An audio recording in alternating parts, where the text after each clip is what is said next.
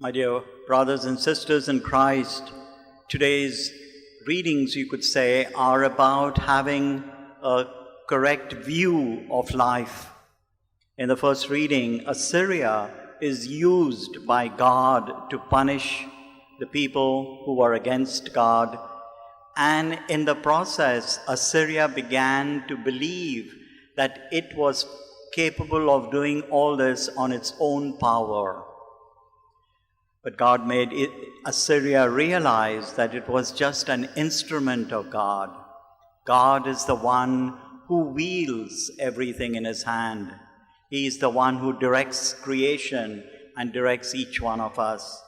He is also the God, as the responsorial psalm tells us, the Lord who does not abandon his people. In our gospel, we heard Jesus praising children, meaning those who have a childlike attitude, those whose perspective is one of seeing God as supreme, of seeing God as really the one in charge, and looking at life as it unfolds from the eyes of God. There is a Japanese method called kintsugi, and it's an art of repairing.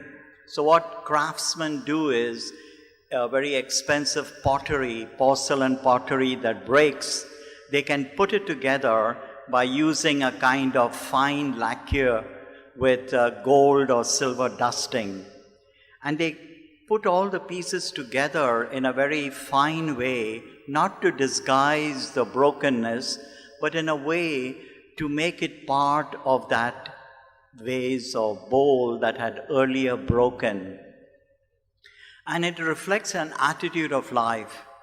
All of us have our own hurts and brokenness at various stages of our life, pains either imposed on us by others or which we may be responsible for.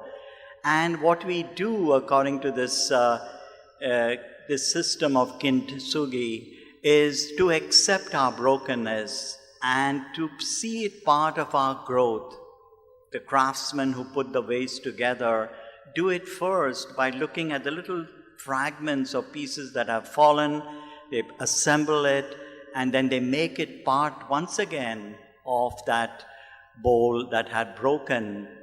And I think we too are invited in the spirit of today's gospel passage to have a new idea about God, to look as children look at life for the first time or the first few times with a new kind of wonder or joy, or without any baggage of the past with them, just looking at life, responding to people and events in a new way.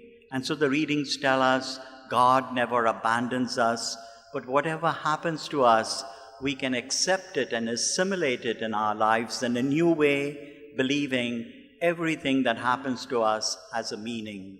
Amen.